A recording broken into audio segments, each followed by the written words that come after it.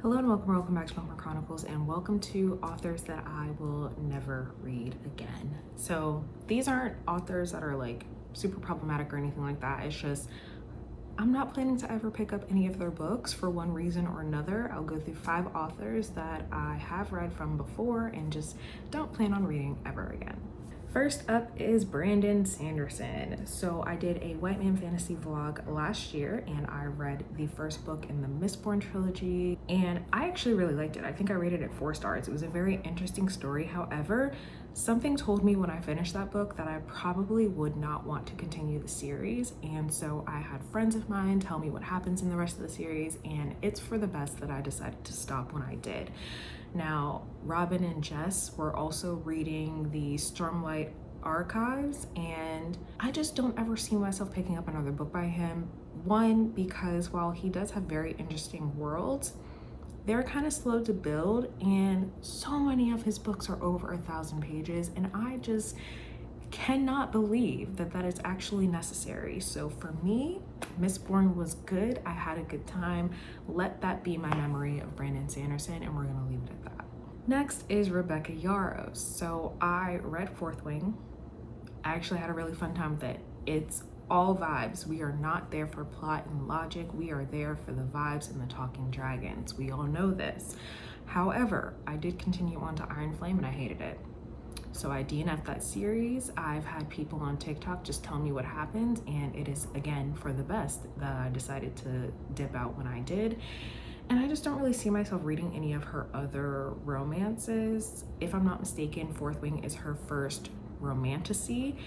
And in that second book, it is very clear that she is not really a fantasy author. And while people seem to still be having fun with the series, I've also had a lot of people who are enjoying it tell me that they don't even know really what's going on because so many things have happened and so many things have been left unanswered, and so they're just kind of waiting to see how it's supposed to wrap up, and that just doesn't work for me. I'm the kind of person who needs things to make sense, and sometimes fantasy is already hard to understand when you're adding languages and made up elements. But also she contradicted herself in Iron Flame, and I just can't deal with any more of that, so I'm good.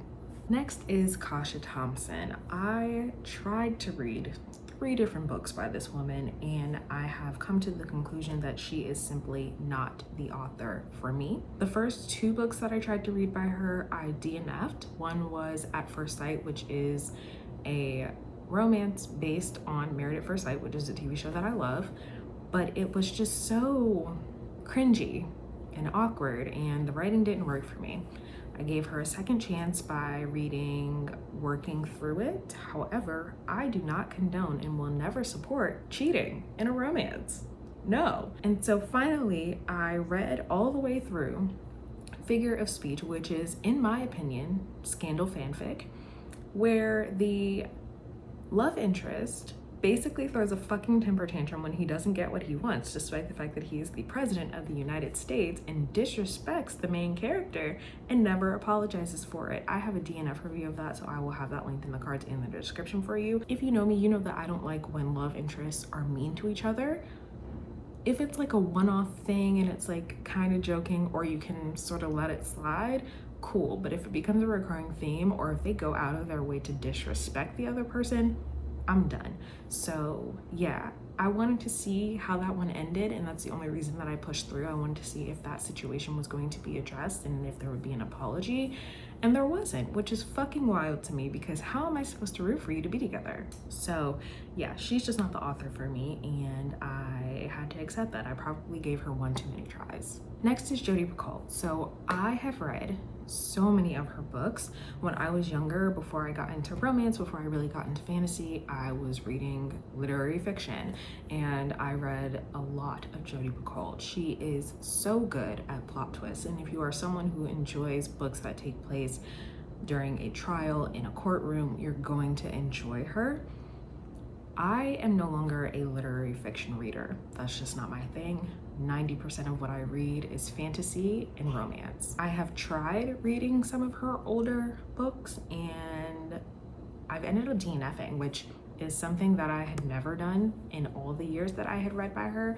I do still have favorites by her. I do still like her writing, but her books are a little slow to start for me. And I just made the decision that I'm gonna give that up. Absolutely recommend though if you are someone who does like literary fiction, because she has written some of my favorite books of all time. I just don't gravitate towards that genre anymore, so I'm just letting it go. And lastly is Lane Moriarty. So I read Big Little Lies and something else by her a while ago, and I also watched the TV show for Big Little Lies, which I enjoyed. Someone described her books as like suburban mom drama, which is pretty accurate, honestly. And oftentimes her books are just not that exciting. So as far as I know, she's not problematic in any way. I don't know much about her as a person. I just think that her writing is not for me. I do think that the adaptation of Big Little Lies is pretty good, but reading that book, it was kind of boring. It's kind of slow. There were reveals throughout, but I think that the TV show did it better. But those are 5 authors that I just will not be reading from anymore. Let me know if you've read any of these authors, if you're thinking about trying them, if there are any authors that you don't want to read from anymore. Otherwise, that's all I have for you today, and I'll see you in the next video.